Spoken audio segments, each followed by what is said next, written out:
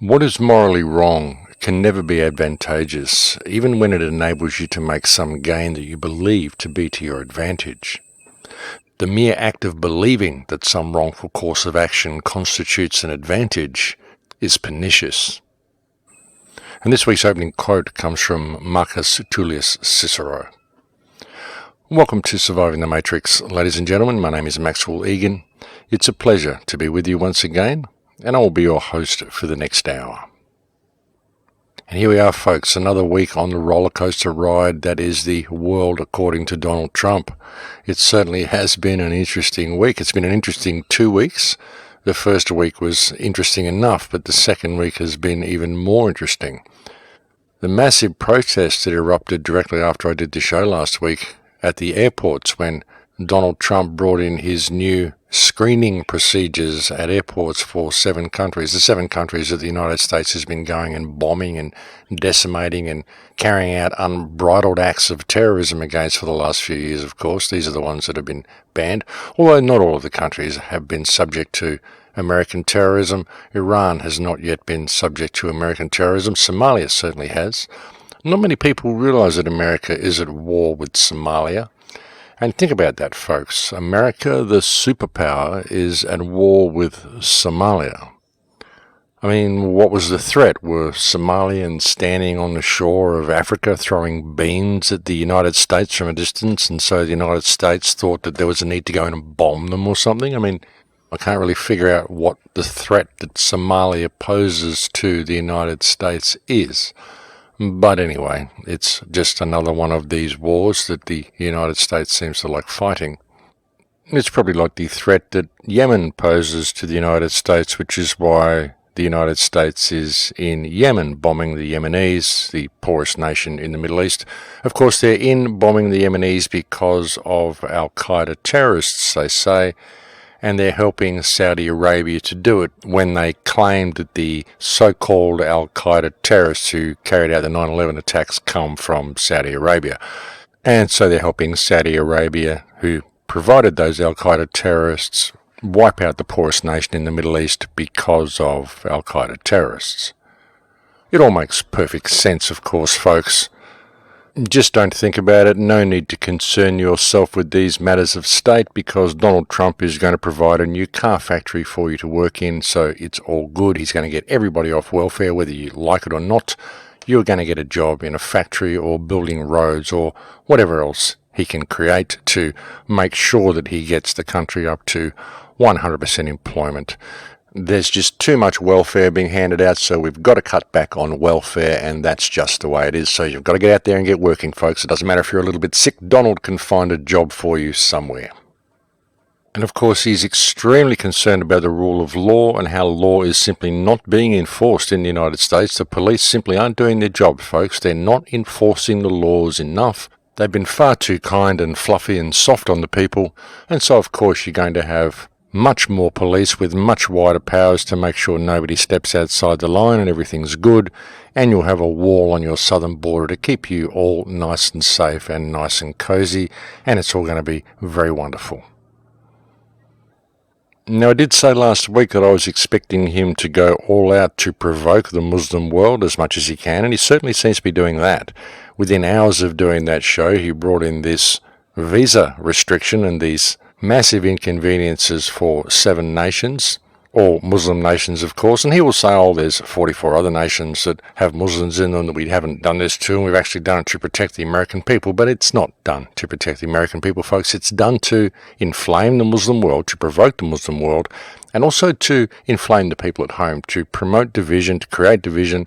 They want as many protests on the street as they can get. They want people to still be protesting that Trump's there. They want the Black Lives Matter protests happening. They want the women all outraged against the abortion laws he's brought in. I did make a mistake saying he banned abortion completely last week, folks. That was an article that just came to me as I was doing the show, and I hadn't read it fully. And what he's done is, as you know, he has stopped government funding for abortion, so it is a different thing, but it is a attack against women's rights anyway. Whether you believe in abortion or not, folks, personally I think it's up to the individual. There are some cases where it's simply not advisable to bring a child into that situation, so I think people need to look at it a little bit openly and see where it's necessary and where it isn't. I think that people that just go and get randomly pregnant and have abortions all the time really have a problem, and this shouldn't be allowed. But it's a delicate issue. But getting back to the topic, it's really becoming more and more difficult to gauge what's really going on with the Trump presidency as the days unfold. There's such an enormous amount of change happening every day. There's so many things going on in the United States and on the international stage. It's almost hard to keep up with the Trump presidency. And he's doing a lot of good stuff on one hand, but he's doing a lot of very suspect stuff on the other. And it's becoming increasingly more difficult to determine which way this presidency is going to go and what Trump's true motivations are. On one hand, he comes across as the benevolent savior of the people, and on the other hand, he comes across as a dictator the way he's doing things. And the mainstream media is certainly playing this. There's a lot of forces comparing Trump to Hitler. And again, you've got to look at what Hitler did, and there's a lot of things to be able to draw comparisons to, but then you've got to look at what Hitler was, and was Hitler really what we were told he was? So it's all a very muddy issue. The thing about Trump, though, is his propensity to continue the absolutely disastrous foreign policies of the previous administrations. I mean, his actions in Syria and his actions in Yemen are reprehensible, I think. I mean, he shouldn't have done that raid in Yemen. And of course, the media's playing it, this is Trump's first raid and an American serviceman died, blah, blah, blah. Of course, they're going to play it that way. They probably made sure a serviceman died so Trump would look bad in his first international incursion. But, that's another story. But the whole plan that he's putting forth of perhaps putting no-fly zones in safe areas in Syria, this is a disastrous idea that was put forth by McCain and Hillary Clinton, basically. So the concept of doing that is very interesting. I mean, he's been making a lot of friendly advances towards Russia on one hand, but by putting a no-fly zone in Syria, this will simply provoke Russia. So what's his plan here? Is the plan to put in this no-fly zone and then have Russia break that, and then we end up at war with Russia anyway? I mean, that's the way it could go. It's a pretty disastrous plan. And that's one of the problems that I'm seeing with Donald Trump. Even though he's doing all sorts of things to appease the people, and he's doing all these things to secure the borders, and he's saying he wants to defeat ISIS, he's not looking at where ISIS is actually getting its funding from. And with his stance on Syria, he's not acknowledging the fact that what's happening in Syria is not a civil war. It's a covert invasion run by a mercenary force which is funded and financed and organized by Western interests. I mean, that's what's going on. So the question is, why is Trump not acknowledging this if he's serious about addressing ISIS and addressing the war on terror? You've got to look at what he's doing on one hand and what he's doing on the other. He's doing a lot of stuff that the American people are going to go with, like securing the borders to lock out all the Muslims because people think Muslims are a threat, but really they're not. This whole war on terror has been faked and contrived, and Muslims have been the victims in all of this. Look at what we've done to all of these countries, folks. These countries have been absolutely decimated. That's why there's this huge migrant influx into Europe. It's because of this war of terror. So Trump needs to be looking at that. There's also the danger with what Trump's facing. I mean, if you look at what George Webb has been exposing, and I highly recommend people go and look at George Webb's research. You can go to YouTube and just search "Where is Eric Braverman," or you can go just search George Webb with 2 B's on YouTube, or you can go to my website, thecrowhouse.com, and you can click the link on the homepage that says "Where is Eric Braverman," and you'll find all of George Webb's videos there. What George has uncovered is the possibility of potential gladio situations being set up in the United States, possibly in these sanctuary cities. This could be where weapons caches have been stored. It could be where Stinger missiles have been stored. There's all sorts of possibilities of how DynCorp and the Clinton Foundation may have set this up. Or is that simply an excuse for Trump to be able to go into these cities with his program of cleaning out the so-called illegal immigrants as cover for simply putting in this massive police presence in these places? You've got to look at it both ways. So admittedly, Trump has to be very careful as to how he plays it, depending on which way it's being played. But the question is, what is the real play?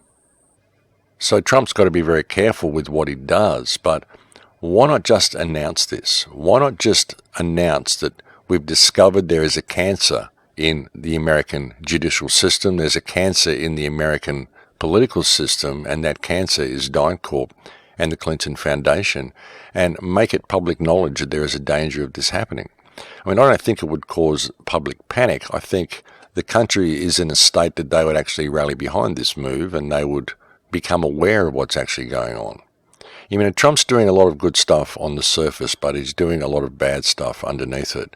And recently, for example, with the visa restrictions that he put at the airports, this is very bad because what he did was basically test the waters to see whether the Department of Homeland Security and the CIA would back him or whether they would back the Supreme Court order overriding his executive order. That's what I think all this was about. That's why he made the executive order so extreme to include green cards and all sorts of stuff like that, so that people would be up in arms about it and a Supreme Court order would be issued to stop the chaos, and then he could just sit back and wait and see what the Department of Homeland Security would do. And they chose on their own to support the president's word over the word of the Supreme Court. So this kind of set a precedent. This set a position where, okay, now I've got the internal security forces on my side and they're prepared to override the Supreme Court. So this effectively makes the Supreme Court subservient to the Department of Homeland Security. And when the Attorney General protested this, Trump sacked the Attorney General and replaced that Attorney General with one who would approve of his executive order. And this is a very dangerous thing. This is a very dangerous way to play things, folks, because this puts total control of what's going on in the United States into the hands of one man. And this is the way any coup has been run. This is the way successful coups were run in Germany. It's the way they were run in Italy, Spain, Panama, you name it. This is the way they always run a coup. The first thing you have to do is see if the security forces will get on your side and back you if you override the judicial system. So that's a danger. Just watching the fact that that has happened is a danger. This is a dangerous situation for the United States to be in. So is Trump planning a coup d'etat? Are the neocons planning a coup d'etat against Trump to depose him, and his only defense is to stage his own coup d'etat? Is it possible that the only way to defeat this corporate system that is in place now is with a coup d'etat? You have to really look at it and see how it's being played and what the possibilities of this are. Sure, Trump may be doing this in order to effectively rout these criminals out and to drain the swamp, as he says, but is that really what it's about? Should anyone be trusted with that much power? And when you look at the track record of the Department of Homeland Security and the CIA, again, go look at George Webb's research, look at how these organizations have infiltrated into everything, and this is basically who's running child trafficking and human trafficking and organ harvesting, and this is happening on an industrial scale, folks, in all of these war zones. You've really got to look into this. So why is Trump being so chummy with these organizations when there's such bad things going on within these organizations?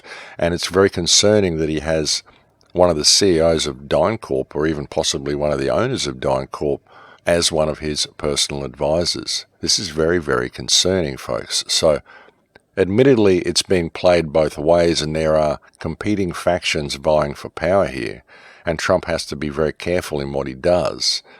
I don't know, I just don't trust this man. I mean, I just don't trust the state. And I find it very interesting how all of the independent media and so many people now are embracing the state, when we've always been standing up against the state. The state has always been the source of all of our problems, and now everyone is turning around and embracing the state with absolute eagerness. I find this also to be quite disturbing. And folks, look, even with saying that, sure, Trump needs to be very careful with the way he plays this, you've got to bring into account that this human trafficking and organ harvesting that is happening in all these war zones in places like Haiti is happening on an industrial scale. 150,000 children went missing in Haiti virtually in a matter of days. In Syria, there's been 15,000 children that have had organs harvested from them in Syria in the last 6 years. Now, think about this, folks. This is happening every single day, every minute of every day, and this needs to stop now. So it's all very well to say that Trump needs to be careful in what he does, but he also needs to stand up and call things for what they are and call a spade and stop this happening as quickly as possible. And you're not going to do that by pussyfooting around and beating around the bush. You're going to do it by calling things for what they are, and I'm just not seeing that happen. And I'm not seeing him call things the way they are with Iran either. I don't see him doing anything to heal relations between the United States and Iran. I just see him attempting to increased tension between these countries, and Trump needs to admit that it isn't Iran backing all these global terrorists, it's DynCorp and the Clinton Foundation and all these companies that are running under the umbrella of the US administration and Israel and NATO and all these other companies and organizations that are doing all this. So he's just not calling things the way they are. For all the good that he's doing for the people, or all the perceived good that he's doing for the people on the ground at home, he's just not calling things for what they are. And his support for Israel, why isn't he calling that for what it is? This is an extreme concern as well. So we've really got to be careful and just watch how this unfolds, folks. I mean, Trump truly is a wild card. I really do not trust this man. I don't go with what the mainstream media is saying about him, but I certainly don't trust him. He certainly has potential to set himself up as a dictator. There is potential that he could get assassinated. There's potential for it to go all sorts of ways. I really don't think he's going to last. I don't think he's going to maintain his position as president for too long. I think he's going to end up getting impeached or assassinated or something, but I don't think they need to assassinate him. I think there's probably been some sort of a deal struck where he's going to come in and just do all the stuff that he's doing and really create a lot of turmoil and chaos, and then he'll get deposed and you'll end up with President Pence. And once that happens, it's going to be pretty dangerous, because one thing Trump is doing is he's replacing most of the high-level cabinet members with generals, and this is an extreme concern as well. He's also surrounded himself with neocons, and like I said, he's pursuing the same disastrous foreign policies as the previous administration. So for all the good stuff he's doing on the surface, folks, with all the lollies and trinkets and gifts he's handing out with the right hand, be very careful to pay attention to what the left hand is doing, because it's anybody's guess which way this is going to go at the moment. I mean, even if Trump turned out to be the best president the United States ever had, and he does all the good things, there's still concern in the way he's doing it, because he's removing checks and balances for the actions of president. He's streamlining the lawmaking process, he's saying, and what this is essentially doing is centralizing power. It's directing all power into the hands of the executive office. Not even the executive branch, but the executive office, the Oval Office, is gaining the ability for ultimate power. And even if Trump turned out to be a benevolent dictator for the length of his term, the danger is that when that term's over, you've got a new person going to step in, and with the powers that Trump has created, then what is this person going to be like? And of course, the other possibility is that Trump simply doesn't leave office, and he is the last president, and he is the dictator that comes into being that everyone thought Obama was going to be. There are a lot of people that thought Obama would be the last president and he would maintain control. But what if that president is Donald Trump? There is that possibility, and it has to be considered. As I said, folks, when you look at any successful coup, what Donald Trump has been doing, well, this is the way all of them have been managed. As I said, just look at what happened in Panama, look at Venezuela, look at Germany, look at Italy, look at how it was all done. I mean, Germany was overtaken with a coup with the Hitler government, and the people didn't even see it happening. They didn't even realize what had happened when it happened. Suddenly, Hitler had simply bypassed all the executive branch and given himself ultimate power, and then he ran the country the way he wanted to. Whether you think that was a good thing or a bad thing isn't the point. It's the method that he used to do it. And these are the same methods that Trump is using, and that isn't to compare Trump to Hitler at all. It's simply to point out that if you look at the history of how coups are staged, this is the first step. The first step is to make sure the president has control over the secret services, and that the secret services are prepared to step above the judicial branch in order to support the will of the president. If they're willing to do that, then basically you've got all the police forces in your back pocket, and then you can do whatever you want to the people. Again, looking at what Trump is facing, if you look at the swamp and what it is, and you see how deeply it has infiltrated into this society, how deeply this pedophile ring and human trafficking is going on, and how it is in control of all governments, again, this may be the only way you can do it. Maybe you have to put this type of dictatorial regime in place in order to drain the swamp. But the problem is that once you do that, you've got a dictatorial regime in place, and once that type of regime is in place, it tends to never go away. And that is the danger here. And if people can't see that and people can't admit that, then we are in for a pretty difficult time ahead. It's going to be interesting to see what Trump does with the press as well. It really is. There has been talk that he's going to move the press office out into a building and bring in independent journalists and stuff, and that would be good if he does that. The way he's pushing the press out of the White House at the moment is very concerning, but if he is going to open the press up to wider scrutiny and bring in more journalists from wider fields, then it could be a good thing. Like I said, it's anybody's guess which way this man is going to go.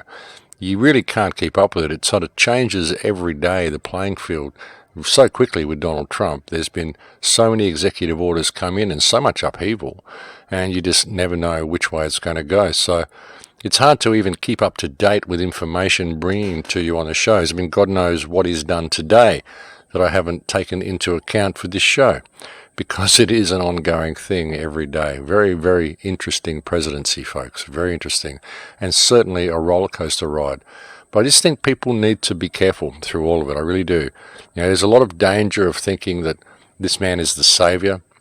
And sure, he may do a lot of good things, but even if he is building an empire, if that is the plan, if this whole push for regaining US sovereignty is actually a push for US imperialism and US supremacy, then you're going to need a healthy population to pull that off. Again, if you look at World War II, you look at Adolf Hitler's regime, he did a lot of wonderful things for the German people. He improved the standard of living incredibly in Germany to get all the people behind him for what he wanted to do. And that's what any good dictator does. They will look after the people of their country, and they'll provide a good standard of living for these people because they need the people to support them in their actions. So you've really got to look at the deeper plays here. And Trump's a very, very shrewd man, and I think people need to pay attention to what's going on below the surface as much as they pay attention to what is happening on the surface. Trump has also said that he's quite happy to torture people. Remember that in one of his election promises, that he would not just waterboard people, he would increase it. He would make it even worse because he's quite happy to torture people. He even said in one statement, you've got ISIS there doing things like cutting off heads and stuff that we haven't seen since medieval times. You bet I would waterboard people. That's what he said, folks. He actually said that. Like he believes that these green screens and blue screens we've seen of people pretending to be executed, terrorists standing in the desert with not a speck of dust on them and not a speck of clothing out of place, and all of these ridiculous so-called beheading videos that we've seen, which were not real, folks. Most of these were faked, and you could see they were faked. He's actually using this as an excuse to approve of torture. And torture doesn't work. Torture is simply doing something very bad and very horrible in order to justify something good, and it doesn't work that way, folks. As said in the opening quote, the mere concept, the mere thought, the mere belief that some wrongful course of action constitutes an advantage is pernicious. Torture is no means to achieve anything. Torture is anti-human, it is anti-life, it is the act of a sociopath or a psychopath, and that is the end of the list. Let's see if he shuts down Guantanamo Bay. Let's see what he really does, folks. Let's see what this guy is doing to drain the swamp, because at the moment he's not draining the swamp. He's doing all these little things on the surface to appease the people like we knew he would, make it really comfortable, give them little trinkets, give them little presents, and then lock down the borders, lock down the airports, increase the conflict overseas. And honestly, folks, just look at his doublespeak. What he's saying, ISIS are beheading people and we haven't seen anything like this since medieval times. Well, Donald, what about one of America's greatest allies, Saudi Arabia, who I believe beheaded 32 people in one day in a mass ceremony? I think it was actually the day that they got appointed as head of the Human Rights Council, in fact. And no, we haven't seen anything like this since medieval times. Of course, one man in Saudi Arabia was due to be beheaded and crucified that week, Donald. So if you think we haven't seen any of this since medieval times, then I suggest that you look in your very own White House address book and list of speed dial numbers on the White House phone, because you're going to find that one of your closest allies does this almost daily.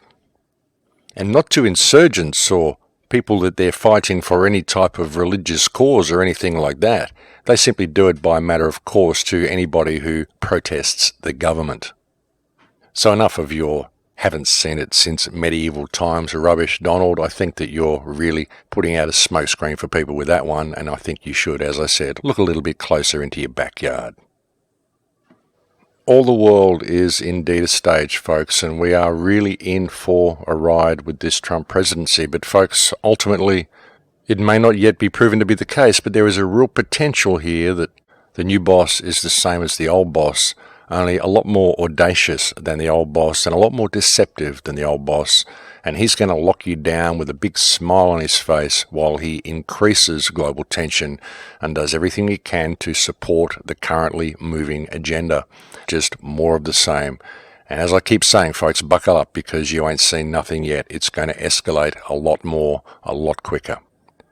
And sure, there might be a few changes to the currently moving agenda in as much as the balance of power will shift to new players, but ultimately it's about controlling the human species. And even while all of this Trump theatre is going on, you look around you, folks, the world is still the same. They're still spraying chemicals in the sky. They're still feeding you GM food. They're still waging these wars. They're still harvesting human beings. Nothing has changed yet, and it's anybody's guess as to which way it's going to go. I'd like to think that good things will come from the Trump presidency, but I have my grave doubts that such is going to be the case. I think that we are being played. I really do. I don't trust this man because I don't trust anybody from the state. And even if he has good intentions, I think it's going to be extremely difficult for him to achieve them, especially in this current climate. There's so much division in the United States. I mean, the United States, as I said earlier, has every potential of slipping into a civil war in the coming days if things do not improve. But that's another story, and we'll just have to see where it goes. I really would like to think that that is not going to happen. I think that a lot of people in the United States wouldn't survive that sort of a situation. I think a lot of people in the United States are very, very disillusioned at the concept of what a civil war would be and what it would mean for their country. I don't think they really understand because they've never really had to live through that sort of a situation. But hopefully it won't come to that. Hopefully people will rise up and will see the opportunity that this provides for the masses to finally take responsibility for themselves, because ultimately that's what needs to happen. But I think we've reached break time now, so I'll leave it there for now and we'll go and have a break. Thank you for joining me in there today. It's always a pleasure to have your company, and I'll speak to you again in a few minutes. Thanks for listening. And welcome back, ladies and gentlemen. Yes, so what to do about this situation? And sorry I haven't been bringing anything overly positive to you on the show today, but really all I can do is look at what's unfolding and call it as I see it, and really it doesn't look that good. But what can we do? Well, what we can do, folks, is simply not comply with what is happening. That really is the best option that we have. It's always been the best option that we have. You know, it's all very well people going and protesting, even with what we're seeing at the airports. People went to protest these visa restrictions, and that's great to show solidarity, but ultimately it doesn't do anything. Going and protesting like that, getting out in the street and putting your face out there and confronting police really doesn't do anything. It's just a dangerous activity to indulge in because the police will hurt you and they will enjoy doing it. And that's what they do. And that's the problem, you know. And ultimately, I mean, you're going to protest travel restrictions at the airport, but by simply protesting at an airport, you're restricting everyone's travel who is trying to travel normally because they're trying to get through the crowd. So it's kind of counterproductive even in doing that. You know, the best thing we can do, folks, is to simply stop complying with the system. It's always been the best thing we can do. Stop supporting anything that causes harm, injury, or death. Stop supporting anything that supports the government, and stop obeying any legislation which causes you to step outside your moral compass, question authority in the right way. That's what we have to do. We need to make our voices strong, and rather than joining the cheer squad every time a new executive order is signed and Congress is bypassed, people need to stand up and question why Congress is being bypassed. If this is such a good thing and it's going to be so good for the people, why shouldn't everyone be able to look at this legislation and approve this legislation? Because what's in the fine print? It's always that way, folks. There's always stuff in the fine print. There's always stuff that we don't get to see. And executive orders is no way to run a country. Executive orders is dictatorship. And that's what we're seeing. That's what we're seeing unfold in the United States. And we're seeing a very, very dangerous situation, but it's only going to happen if the people allow it. The problem is that everybody is on the Trump cheer squad. There's so many people in the media, and the media's playing this like a tea. They really are. I mean, everybody knows CNN's been putting out fake news for years, so Trump's vilified them. And as I said, he's managed to squeeze all the media out of the White House by doing so, and the people have been cheering him on in doing it. So let's hope that he does provide this larger media centre and invite more independent journalists in, and let's just see how it goes. But at the moment, it's really anybody's guess as to how all of this is going to unfold. But I really think that the issues aren't being looked at deep enough, with the international issues as well. Trump certainly is not identifying the root causes of these international issues, and for me that's a real concern, as is his stance on moving the US Embassy from Tel Aviv to Jerusalem. If he does that, it'll tell all. It really is a most revealing move if he goes through with moving that embassy. Now, last week I had a little bit of a dig at Alex Jones and InfoWars for the anti-Muslim Kool-Aid they've been feeding people. And a couple of shows ago, on a release that I did called Welcome to Trumpland, I mentioned that Trump was unstable, he was a wild card, and this was the type of man that might possibly go and bomb a country because they didn't like the size of his hands or the cut of his suit, or perhaps the sort of guy who would even go and bomb Mexico because they didn't want to pay for a war. And I got a little bit of flack from a couple of people for daring to suggest that Trump may be posturing against Mexico. But I noticed another InfoWars article the other day, the guy with the beard, I don't know what his name was, it wasn't Alex, but it was the other guy talking, and he was sprouting a lot of rhetoric and animosity towards Mexico for their failure to want to pay for the war, and because the Mexican president had reneged on his plan to come and visit Donald Trump. And I found it quite interesting because there was InfoWars posturing against Mexico, saying, well, if you want a conflict, we're bigger than you and you're just going to get destroyed. And I found this quite interesting to be coming from InfoWars, because it is InfoWars who has been sprouting all of this anti-Muslim rhetoric in the last couple of years and really quite openly working to escalate this war of terror. And a lot of the anti-Muslim sentiment that we see in the independent media now is because they've been drinking the InfoWars Kool-Aid. So is InfoWars now posturing against Mexico and setting up for public opinion to sway against the Mexicans? Is that what's going on here? And really, when looking at this entire war of terror and this posturing against the Muslims, I'd like to ask Alex Jones and InfoWars, if they're serious about getting to the bottom of this, why haven't they interviewed George Webb yet? And all the people out there, if you haven't looked at the research of George Webb, he has blown the entire war of terror completely open, shown where all the funding for ISIS is coming from, shown how all these countries have been overthrown, shown how Libya was overthrown, how Yugoslavia was divided, and the whole situation in Kosovo was created by the same people, has shown what DynCorp is doing, what Osprey is doing, what Otpor is doing, what Petraeus is doing, what Hillary Clinton has been involved in. All of this has been laid wide open, folks. So anybody who is talking about the war on terror, anybody who is talking about ISIS extremists or Muslim extremists, that isn't taking into account the research that has been provided by George Webb is selling you disinformation, folks, because this is how the war on terror is being run. What George Webb has provided is links that basically uncovered the entire deep state. It's all there, folks. It's all been revealed by the Clinton emails, the multiple terabytes of emails that Hillary Clinton deleted and tried to hide from the people. It's all been revealed in this, folks. So if InfoWars is really trying to get to the bottom of this and trying to bring the truth to the people and trying to really expose what the war on terror is, why has Alex Jones not interviewed George Webb? Why has InfoWars not even touched the information that's been presented by George Webb? I mean, they touched on the Pizzagate information a little bit just out of public pressure for them to do so and to maintain a little bit of credibility. But Pizzagate is all tied in with DynCorp, tied in with Hillary Clinton, tied in with the war of terror, which is why America is bombing Somalia, folks. You'll find DynCorp is involved in this. You'll find that what's going on in Somalia is human trafficking, the same as what's going on in Yemen, the same as what's going on in Syria, the same as what is going on in every one of these conflicts that the United States is running. So why isn't Alex Jones and InfoWars talking about this? And why isn't the Trump presidency talking about this? Why isn't the Trump presidency acknowledging the fact of how this is all being run and acknowledging the reality of what DynCorp is doing, which is basically human trafficking? That's what they're doing, folks. It isn't just about taking over countries and resources. Well, it is, but the very first resource that you get is people. And that's what's going on. So until all of this is brought out into the open, then we're not going to see any change. Until these independent media organisations that are claiming to be reputable start addressing this situation, then they're not going to maintain any credibility. And until the Trump presidency starts addressing this situation and talking about this and addressing what DynCorp and the Clinton Foundation is doing, then we're not going to see any change. Posturing against Muslims is just buying into what DynCorp is creating.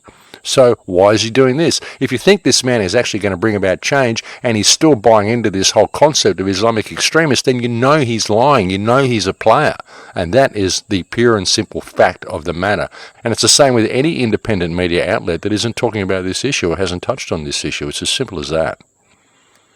You've really got to start calling things for what they are, folks, and calling a spade and looking at the root core of this problem and addressing it at its root core, or we're not going to see any change.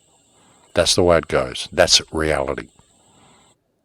And just look at the stance that Donald Trump is taking overseas. Look at the stance he's taking with Syria. He seems to have surrounded himself with neocons, and he's taking the neocon plan and putting it into effect. This is a plan that even Obama didn't even want to put into effect because there is a danger of creating a conflict with Russia. And what Trump wants to do is impose no-fly zones and so-called safe zones in Syria. What gives the United States the right to even create a no-fly zone? What they write it down on a piece of paper and they say we can now impose a rule over another sovereign nation that no one is allowed to fly in the space that we designate they can't fly in. Who do these people think they are? If you're going to impose a no-fly zone, why don't you impose one over your own country instead of going into another sovereign nation and imposing one there? It doesn't make a lot of sense. And if Donald Trump is going to do this and he's going to follow this whole plan, which is essentially McCain's plan, and people of McCain's ilk, or the neocons who wanted to do this, it was Hillary Clinton's plan. If he's going to do this and just buy into this whole concept that what's going on in Syria is actually a civil war when it's not, it's a covert invasion by a mercenary force controlled by the Clinton Foundation and DynCorp and Saudi Arabia and Israel, that's what it is. If he's going to just not admit that, and he's going to go in there and follow their line and do this whole no-fly zone thing, then he's just going to escalate global tension, he's going to risk war with Russia, and he's going to continue the previous regime's ridiculous, disastrous foreign policy of trying to implement regime change in Syria. And this simply isn't any way to heal the situation in Syria. It isn't any way to solve the problem because it is not honest. It is simply not an honest approach because it is not looking at what the problem actually is. And folks, it is not a civil war in Syria. Go and ask any Syrian and they will tell you their country is not undergoing a civil war. What is happening is it is being overrun by Western-backed terrorist forces who are attempting to bring down their government and balkanize their country, split their country up into sections and create different sectarian provinces that can be picked off at a later date. That's what all this is about, folks. It's the balkanization of Syria according to the Yemen plan for Greater Israel. That is what is happening in Syria. And if Trump is not going to admit this, then he's a player. It's as simple as that. And if that's the case, if that's the way he's going to look at it, and that's the way he's going to present it, and that's the way he's going to follow the official line of what is actually going on there, when we all know that it isn't, then the people have to realize that there is a very real possibility all of these restrictions and laws and police powers he's bringing in at home are just to ramp up the police state. That's all it is. He's come in there and he's got all the truthers under his belt, and he's just realized how gullible a lot of the so-called truth community is and how desperate they are for a savior to come along, and he's just come in and he's played them like a fiddle. So is this what's happening? Well, I don't know, folks, but there is every possibility that this is what's happening, and it's very important that people maintain their objectivity. And while Trump is this golden-haired man smiling at you, handing out gifts with the right hand, they really need to pay attention to what is going on behind the scenes. So pay attention, folks. The people have to stop drinking the Kool-Aid, and they've got to stop complying with what's going on. They've got to start questioning what's going on. Start questioning their politicians. Start questioning Trump. I mean, he's got a Twitter account. Why don't you tweet him and ask him why he's doing this? Ask him what these executive orders are all about. Ask him why he's bypassing Congress. Ask him why he wants to increase police powers so much. Ask him why he approves of torture. Ask him why he hasn't looked at the true funding to ISIS. Ask him why he believes that what is happening in Syria is a civil war when it's provably not. It's a covert invasion. Ask him why he hasn't examined the Clinton emails. Ask him why he hasn't questioned Eric Braverman on what's going on with the Clinton Foundation. There's a lot of questions that can be asked, folks, but the people have to rise up and do it. No one's going to do it from within the system. They're just going to distract you with all these smoke screens like they're doing now, bombing Yemen, bombing Syria, putting all these plans in place, creating jobs, building a wall, all these things they're doing to distract you from what is actually going on. And people have to start asking what is going on, and they've got to stop complying with anything that causes them to step outside their moral compass and stop supporting any action by government which operates outside their moral compass. There's no reason to be bombing Yemen. There's no reason to be increasing anything in Syria, because what Syria is about is Western-imposed regime change, and this is illegal under international law. This whole ISIS situation, this whole global extremist situation that we're facing has all been created by companies that have been operating within the protection of the US government. And these are companies that are kind of channels and funnels that have been set up by people that are all doing this, and they're doing it outside government, without the knowledge of government, but under the protection and the umbrella of government, the umbrella of NATO. Go and have a look at George Webb's research, folks. This blows the entire war of terror out of the water. I keep pointing people to this research. I do think it is some of the most important information available on the internet today. And it's imperative that people get this information out to people so they can see how they're being played and what is really going on here. You know, as I keep saying, folks, this species is being farmed, and unless Donald Trump is going to address that one stark reality, then he's just a player the same as everybody else, and that is the simple fact of the matter. There's no politician coming to save us, folks. There's no political figure that's going to get us out of this mess. If we continue to tolerate evil and we continue to tolerate these lies and continue to tolerate all these wars, then they're going to continue. It's as simple as that. Ultimately, it comes down to us. The question is, what are we prepared to do about it? How much are we prepared to get involved in making a difference ourselves? You know, one of the most important things we can do, folks, is to share information. You know, share this information. Share what I've shared with you on the show today with your friends. Share this video with people. Go and look at George Webb's research and share that with people. You can go to my website, thecrowhouse.com. You'll find a link there on the homepage that says, "Where is Eric Braverman?" Simply click that link and you'll find every one of George Webb's videos in there. The list is up to about 120 or 130 videos now. He's really been pumping them out. But they're all about 15 minutes each, so you can just watch them when you've got time to watch them and get yourself up to speed of what's actually going on. But this is what needs to be addressed. This is the swamp, folks. The swamp is the deep state, and everything Trump is doing at the moment is just increasing the power of the deep state. And that's a very unsettling prospect, folks, because if Trump goes and Pence takes the big chair, then it'll just be an escalation of the war on terror, and it'll be business as usual. Only all of these totalitarian measures will have been put in place by Donald Trump, and they will never be rolled back. So now more than ever, it is of the utmost importance that people get involved in their lives and get involved in sharing information and get involved in helping people understand what is coming down the pike. You know, stepping back and looking at all this whole debacle, this whole pantomime that's just been played out before us, this whole election pantomime we've just been through, it's been very interesting to look back at it and see how the American people were played. You know, the candidates they were given for a start, I mean, it's so obvious that Trump was going to get in. No one thought he would. I mean, I didn't think he would. A lot of people didn't think he would because he was just such a clown. But really, when you look at it, if voting is real at all in the United States, I mean, if the machines are worth anything, if the votes are actually counted, then it had to be Trump, because Hillary Clinton is a career criminal. But really, when you look at it, he's decimating everything about the United States. He's destroying and tearing to shreds everything that makes America America. He's absolutely obliterated the Constitution with every executive order he writes is a defiling of the Constitution, really, when you look at it.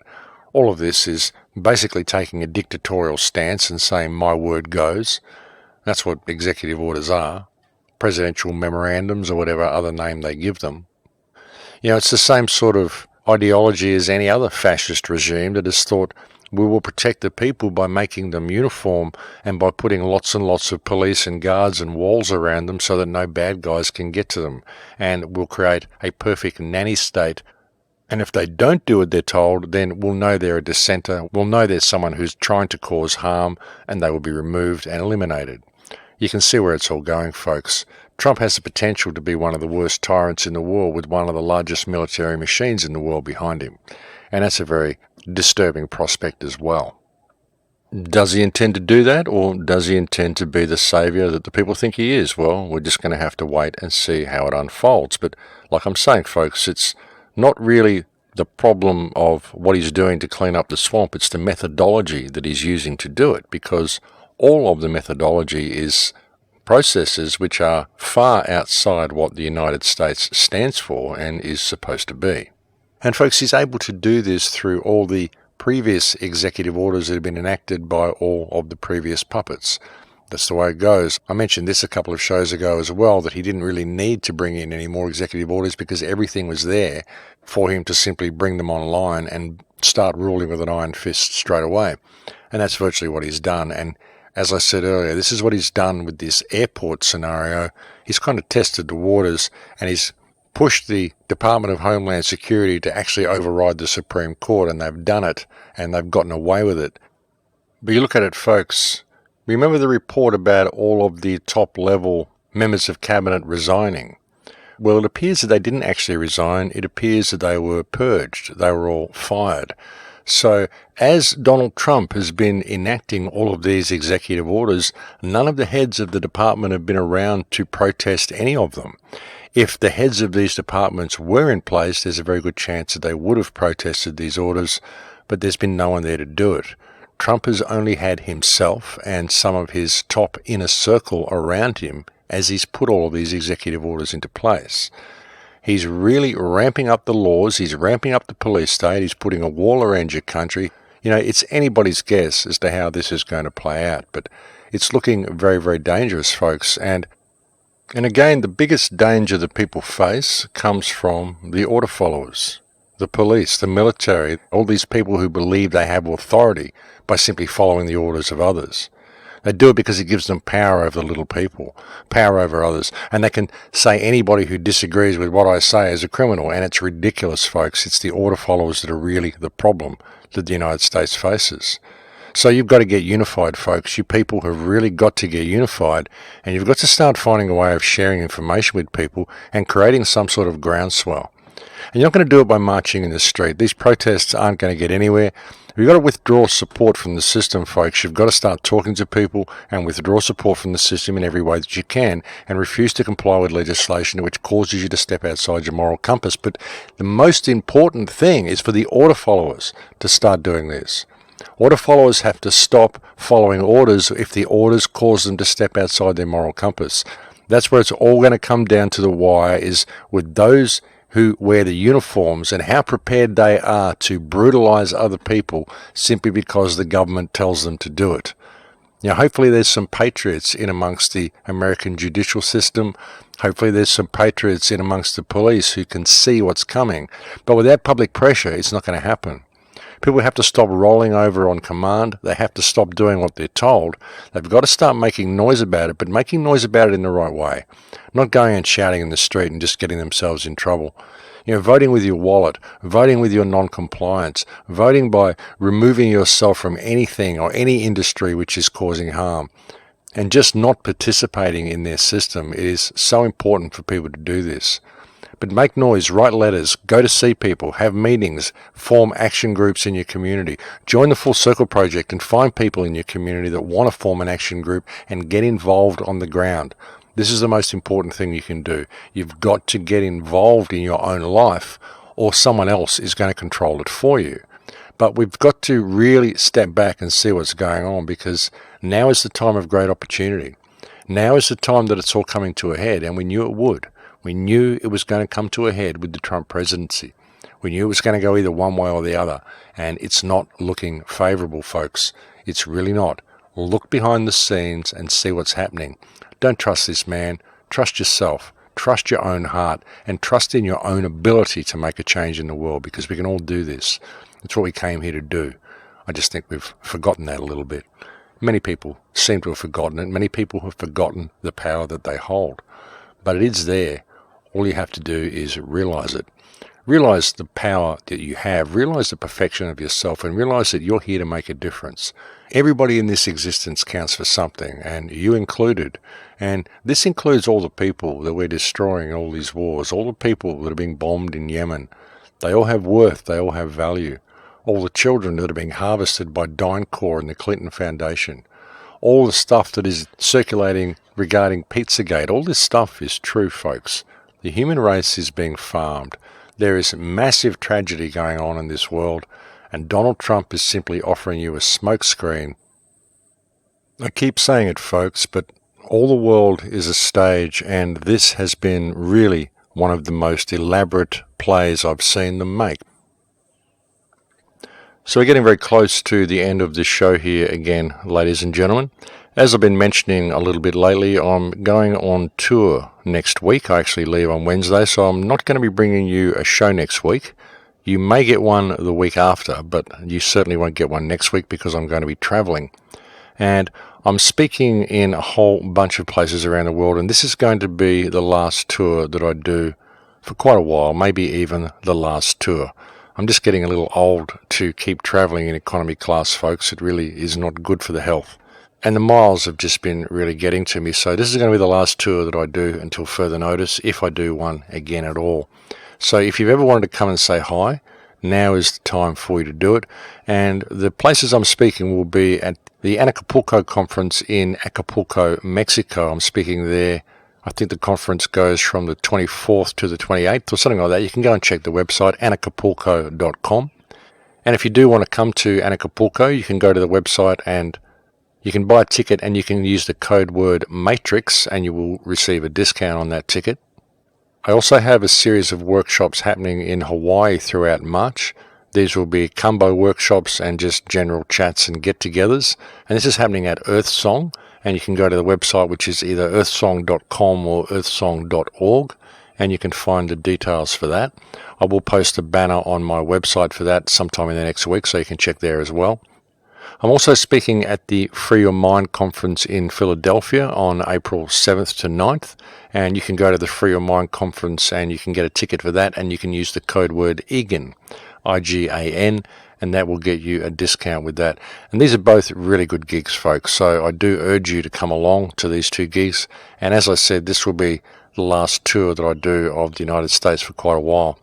I'm also speaking over in LA later in the month. I think it's the 23rd. I'm speaking at a place called Joshua Tree, and I will post more information about that on the website as it comes to me. After that, I'm going to speak at Rock the Farm in Ohio. That will be around about May 5th or May 6th, I think. And after that, I am going to speak at AV8 in England, which is happening in the Midlands at Hallwood House in mid-May. And you can go to Ian R. Crane's website to find out the details about that. There is a chance that I may be speaking at the Open Mind Conference in Denmark later in the year, but that hasn't been confirmed yet.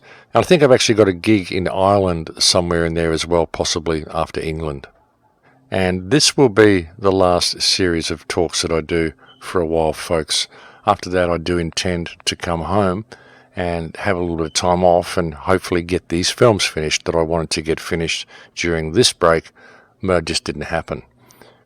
So yeah, that's pretty well my itinerary for the year. Well, my vague itinerary anyway. There's a lot of places to go, folks. It's going to be a very long journey, this one. I've got something like 22 cities and 12 or 13 countries to get to between now and September. And then I'll be taking a little bit of time off in Peru and then either staying there or heading home. But it's going to be a long journey, so it's going to be the last one that I do for a while. So do come along and say hi if you've ever wanted to. It'd be great to meet you. But that's it for me, folks. We're now completely out of time, so I'm going to have to leave it there for now. Thank you for joining me on the air today and sharing this time with me. It's always a pleasure to have your company, and I'm very grateful for the gift of your time that you give to me each week. It really is wonderful of you to take the time out and listen to the shows and spread the message and to send me all the positive emails that you do. So I really cannot thank you enough. And I really cannot thank enough the people who are contributing to the Patreon account. Again, it's the only thing that's keeping me going, folks. It's the only income I have these days. So those who can afford a few dollars, it's very much appreciated. But I'll look forward to speaking to you again soon. It won't be next week, but it will be soon. I'll try to get one out when I'm in Peru, which will be the week after next, and then I should be able to get a few out to you while I'm in Hawaii in March as well. But I look forward to speaking to you as soon as I'm able. Please take very good care until that time. In Lakesh.